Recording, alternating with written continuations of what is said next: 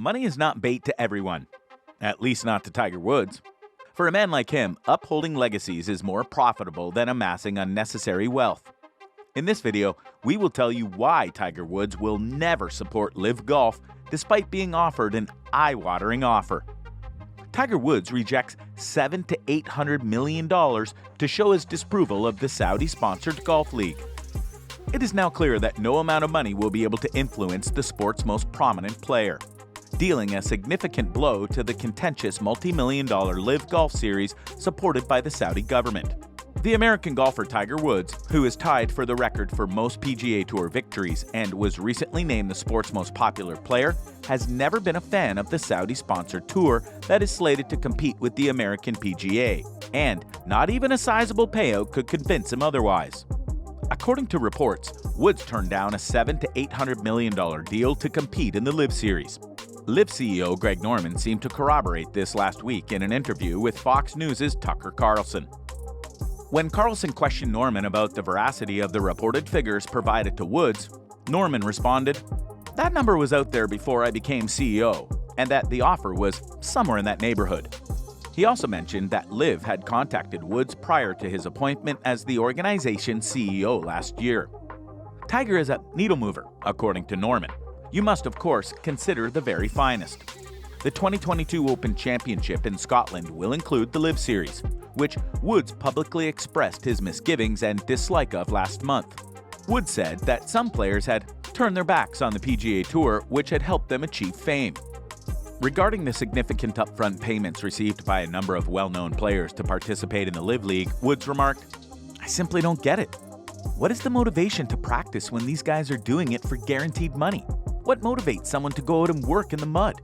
Simply put, you're participating in a few tournaments and playing 54 holes while receiving a sizable advance payment. They have all these distinct atmospheres playing loud music," he said. The LIV Tour. What is it? Officially, the LIV Tour is the sport's wealthiest series in history. According to the Sporting News, the 2022 inaugural series got off in June, and each event has a prize pool of $25 million, of which $20 million will go to the winners individually. The winner gets $4 million, while last place will still receive $120,000. In October, the series will come to a close with the LIV Team Championship, which will award an additional $50 million in prizes. The wins are distinct from the little nine-figure signing-on fees some players took, as well as the acceptance fees. In addition to any potential earnings, Phil Mickelson, the professional golfer who won the PGA Tour in 2021, allegedly accepted a $200 million offer from LIV to play in the league's 2022 and 2023 seasons. The 17 PGA members who had accepted the LIV's invitation and participated in the league's debut season were suspended in June. Speaking at the tournament in Scotland last month, Woods expressed his concern that young players wouldn't be able to participate in comparable events as a result of LIV's departure from tradition, and stated that LIV and CEO Norman weren't doing the sport any favors with their new venture. "Greg has acted in a few ways, in my opinion, that are not optimal for our game," Woods said. The monopoly on the sport created by the PGA, which Norman said is attempting to shut us down any way they can, was one of the LIV Series objectives, he stated in his interview with Carlson. Woods is committed to the PGA Tour. The greatest name in golf reportedly wanted to join LIV Golf, the breakaway circuit financed by Saudi Arabia that seeks to establish itself as a significant rival to the PGA Tour. Woods was presented with a contract that was mind-blowingly massive. "We're talking about high nine figures," according to Greg Norman. Despite that, Woods assured journalists that he is dedicated to the PGA Tour. "I've been performing here for a few years across a number of decades, and I believe there is a heritage to it. I continue to believe that the tour has a ton to give and a ton of potential. I am aware of opposing points of view, but I stick by my belief in historical personalities from the past, great championships, and legacies. There's a lot of money around. The tour is expanding, but it is a sport just like any other. It resembles tennis. You must earn it by working hard. You must pay for it by going out there. We have the chance to accomplish it right now. Simply put, there's no assurance up front." Woods wasn't the only member of golf's fabled royal family that the Saudi-backed organization sought anyway. Some yielded while some didn't. The PGA Tour's Memorial Tournament is hosted by Jack Nicklaus, who holds the record for the most major victories, 18.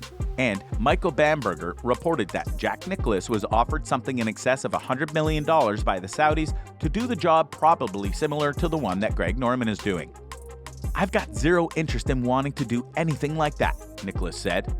"Whatever amount of money they would have thrown at me, I don't care. I've always supported the PGA Tour.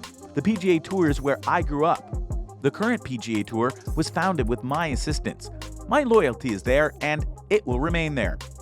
Nicklaus earlier said that LIV Golf would be excellent for our game, according to Norman, who then called Nicklaus a hypocrite. As a result of Rory McIlroy telling reporters that the LIV Golf field is nothing to jump up and down about, Norman added that McIlroy has been brainwashed by the PGA Tour monopolists. McIlroy is a 4-time major champion. There are several well-known names who have pledged allegiance to the LIV Golf, but Woods was unpersuaded despite the enormous sum of money.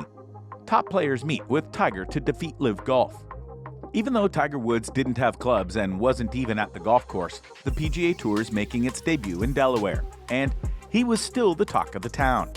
According to two persons familiar with the preparations at the BMW Championship, Woods traveled to Wilmington on Tuesday for a secret meeting of top players to address the danger of Saudi-funded LIV Golf. Due to the confidential nature of the meeting, they agreed to speak to the Associated Press on the condition of anonymity.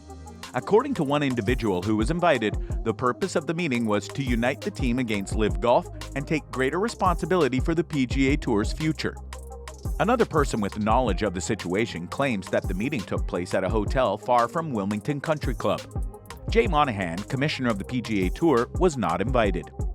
Following a hearing in which a federal judge rejected a request by 3 LIV golfers seeking to participate in the PGA Tour postseason, Monahan met with the players informally last week.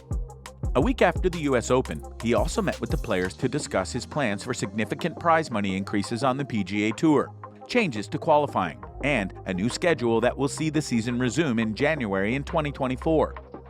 Patrick Cantlay remarked, "I'm not sure what, if anything, will change. What will be the outcome? Given the current circumstances, I think it's good that a lot of the players are gathering to discuss the situation out here." Woods has consistently opposed LIV Golf. His decision to turn down the $800 million contract offer still shakes the golf world, who now bows to his loyalty. Since Woods' debut on the PGA Tour and his meteoric rise to fame as golf's greatest star in decades, Norman and Woods have never been close. When asked why Norman wasn't invited to the celebrations surrounding the 150th British Open, Woods responded angrily, "Greg has done some things that I don't believe is in the best interest of our game." He said that he objected to players receiving substantial signing incentives to join LIV Golf, claiming that they had abandoned the circuit that had made them renowned. In response to the extent of Saudi support, the PGA Tour created the Player Impact Program, a $50 million bonus pool that rewards 10 top players depending on the amount of publicity they get. Some athletes dislike the regimen, including Cantlay, the reigning FedEx Cup winner. A series of international competitions that will honor the best players are also in the planning for the year's finish. No sponsors or set information have been disclosed by the tour.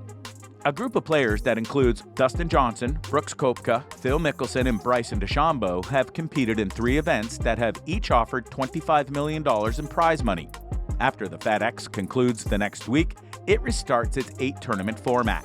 The PGA is doing all it can to see their loyal players are not lured to leave for the LIV Golf as a result of the enormous monetary benefits associated with it. They are therefore putting up important raises and bonuses to ensure that they find satisfaction while deciding to stay. What do you think of the LIV Golf project? Let's hear you in the comment section.